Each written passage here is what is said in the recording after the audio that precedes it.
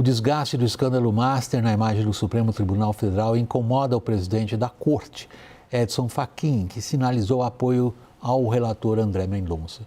Fachin também distribuiu recados aos demais ministros, exigindo o distanciamento dos envolvidos de casos em julgamento. Reportagem de Carol Rosito. Integrantes da CPMI e do INSS se reúnem nesta quarta-feira com o ministro André Mendonça, relator do caso no STF, que apura descontos indevidos dos aposentados. Os parlamentares pediram a revisão sobre a decisão que desobrigou Daniel Vorcaro, dono do Master, a depor na comissão. Nesta terça-feira, a defesa do banqueiro teve outro pedido atendido. Mendonça autorizou que os advogados visitassem Vorcaro sem gravação das conversas na Penitenciária Federal de Brasília. Relator também do caso Master, Mendonça segue recebendo a confiança do presidente do STF, Edson Fachin. O gesto de apoio mais recente veio em reunião fechada entre os dois na segunda-feira à noite. O presidente da Corte disse que não faltará estrutura técnica e de pessoal a Mendonça para a condução das ações do INSS e do banco. As investigações sobre a maior fraude financeira do país constrangem o próprio STF pela proximidade dos ministros Alexandre de Moraes e Dias Toffoli com Daniel Vorcaro. A crise interna reacendeu o debate sobre os limites da atuação dos ministros. Em reunião com representantes da Ordem dos Advogados do Brasil, Fachin falou que pretende fazer uma apresentação pública do Código de Ética do Supremo.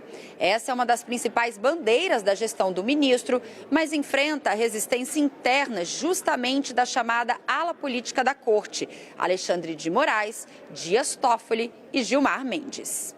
A reunião com a OAB também tinha como pauta a preocupação com o inquérito das fake news. Em resposta, o presidente do STF destacou a duração das investigações, que começaram há quase 7 anos, e acrescentou que tudo tem que ter começo, meio e fim. O relator do inquérito das fake news é o ministro Alexandre de Moraes. Nesta terça-feira, Fachin mandou outro recado aos colegas, desta vez em público. Durante a abertura da reunião com as presidências dos tribunais superiores, defendeu o distanciamento de juízes dos interesses envolvidos nos casos que julgam. No nosso país, porém, é saudável o distanciamento que mantemos das partes e dos interesses em jogo. Isso é o que permite, na prática, um mínimo de justiça social. A imparcialidade não é frieza. A imparcialidade é condição de possibilidade da equidade. Omar, começando por você, na sua avaliação, você está enxergando um caminho de saída para o STF da situação em que se encontra nessa crise política? William, boa noite mais uma vez. Eu creio que o caminho para o STF seria, em algum sentido, dar sinalizações muito claras de que a Corte não tem problemas em cortar na própria carne, propondo algum tipo de reforma no que diz respeito à permanência dos ministros no próprio colegiado, criando algum tipo de movimento que até aqui não me parece efetivamente claro, porque a gente pode identificar de maneira muito visível a divisão de uma corte que se acostumou a cada um dos seus ministros, em algum sentido, ser o próprio STF, uma dificuldade de rumar na direção de um consenso. O que nós temos hoje é uma posição do ministro Fachin, que na figura de presidente do STF, e aqui eu vou lembrar algo que conversamos da última vez em que estive presente, o presidente do STF não é chefe de nenhum dos outros ministros, ele é uma figura que faz a representação institucional da Corte perante a sociedade e algumas questões que envolvem o plenário. Ele tem uma posição que, em algum sentido, tenta respaldar a relatoria de Mendonça, mas, de fato, a gente pode identificar que há enorme resistência de alguns outros membros do colegiado no sentido de proteger suas prerrogativas, porque, no fim, o grande problema que se coloca hoje é o efeito cascata.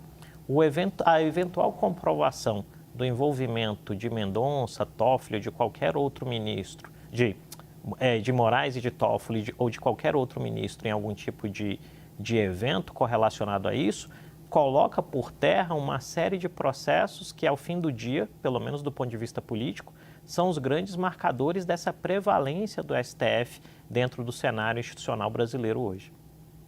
Caio, eu só me lembro, na minha carreira correspondente internacional, de duas outras instâncias nas quais a gente se dedicava a saber se uma figura estava mais de um lado ou estava mais do outro. Era o Kremlin e o Vaticano.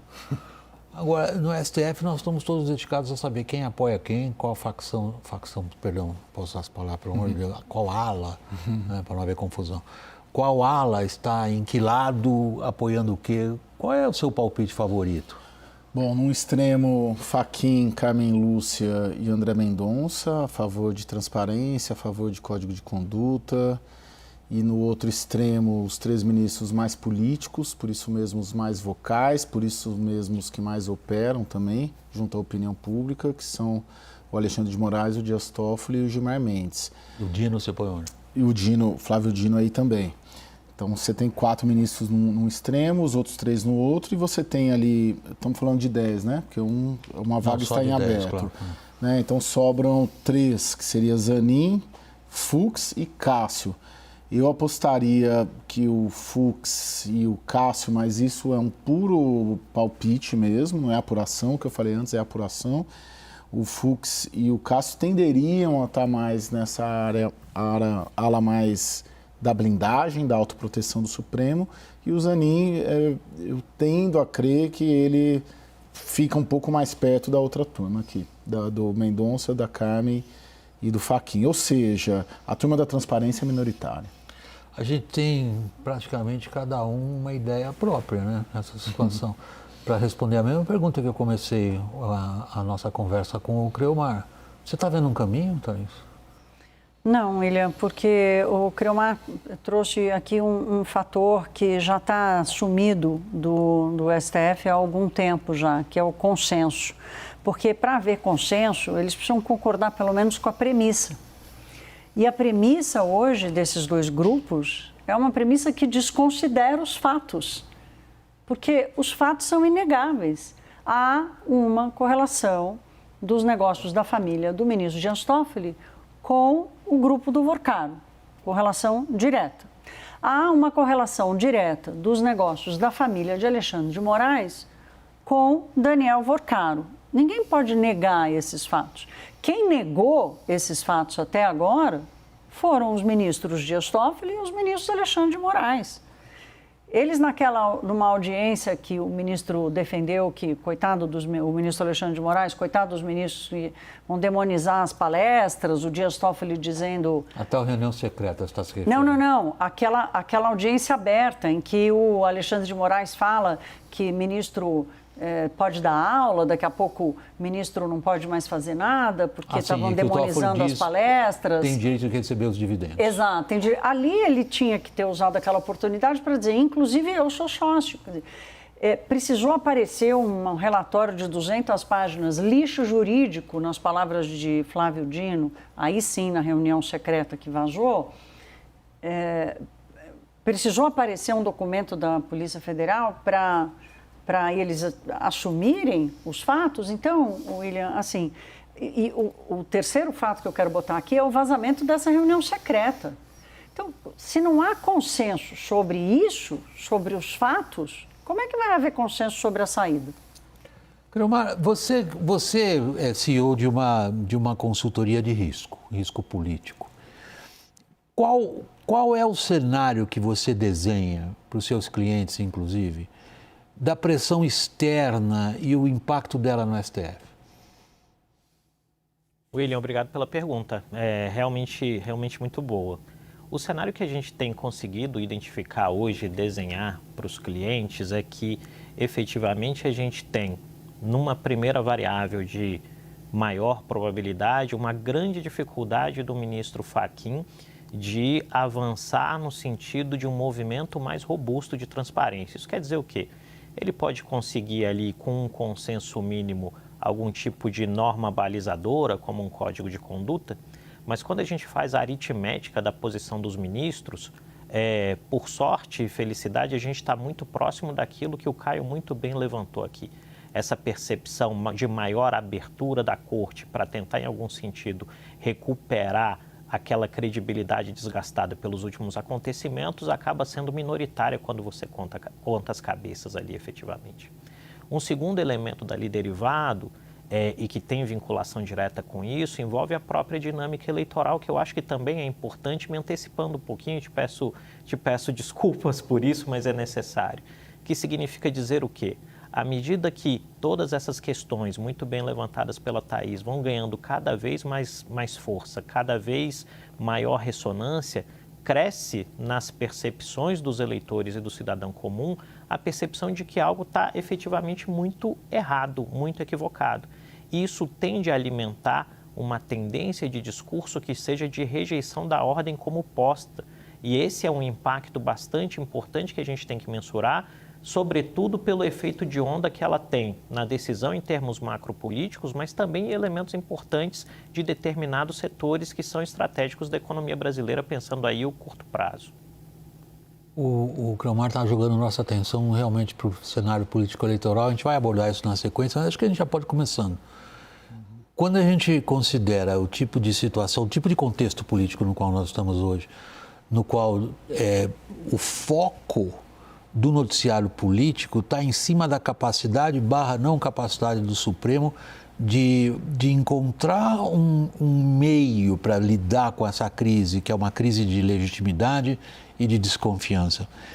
O impacto eleitoral, como o Cleomar está descrevendo, é aparentemente negativo do ponto de vista de quem esteja no poder. Qualquer um, no caso Lula, que é fortemente identificado, ainda mais, particularmente falando dele, com o Supremo. Como que você está vendo o impacto eleitoral? Em que termos? Bom, o Supremo e as questões todas envolvendo o Supremo virando o grande tema eleitoral. E quem está... Está virando, Caio? Está virando, sim. Assim, o caso Master, acho que as candidaturas que tiverem um discurso anti-Supremo, pelo menos se a eleição fosse domingo agora, elas tenderiam a ter um sucesso e um discurso muito bem azeitado e alimentado pelo próprio Supremo. Cada vez que o Dias Toffoli sentou em cima da relatoria, ele alimentou esse discurso. Cada vez que o Alexandre de Moraes demorou 2 meses e meio e 5 notas para explicar o contrato astronômico da mulher, ele alimentou esse discurso. E, obviamente, tem uma característica dessa quadra da política brasileira, que é uma aliança do Palácio do Planalto do Lula 3 com o Supremo, que acaba respingando também no próprio presidente da República, que é candidato à reeleição.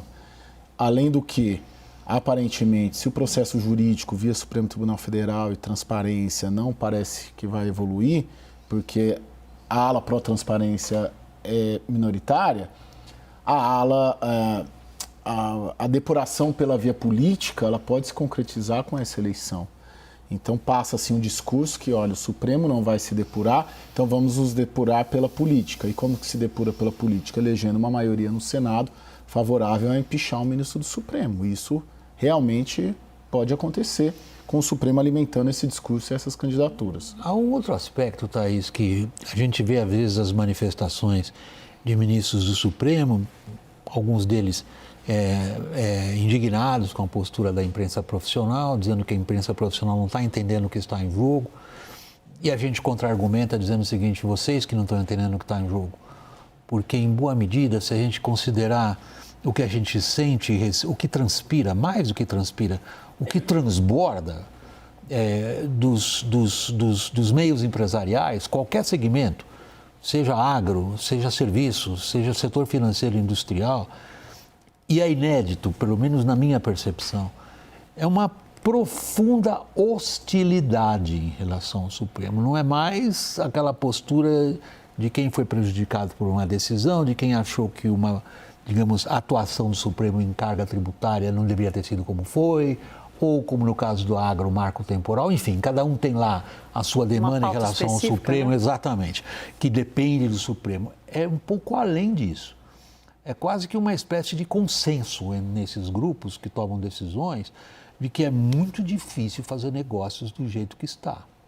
William, a minha percepção hoje é que é o seguinte: a hostilidade com relação ao Supremo Tribunal Federal já vem de um tempo. O que eu estou percebendo é que essa hostilidade está virando uma preocupação. O que era um desconforto de olhar e falar assim, pô, mas não é possível, está agindo, está exagerando, está voltando atrás, está criando risco, está criando risco jurídico para os negócios e tal. dentro dessas pautas específicas. Esse foi um movimento até agora há pouco.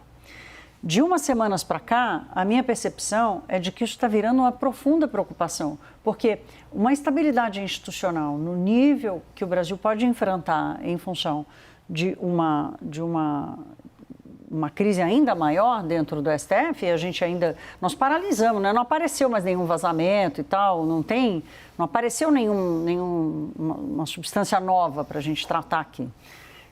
Hoje eu ouvi uma frase que me marcou muito, assim, de um líder importante do setor financeiro, executivo, que eu perguntei para ele sobre a preocupação e ele foi enfático em colocar o STF. Eu falei, mas o que você acha? Você acha que é um caminho? Porque eu acho que essa pergunta que você está fazendo para nós aqui é a pergunta que a gente faz para empresários, gestores. E que eles fazem para nós também. Exato, e eles fazem para a gente. E a resposta dele falou, olha, eu sempre tenho que acreditar que a solução vai aparecer.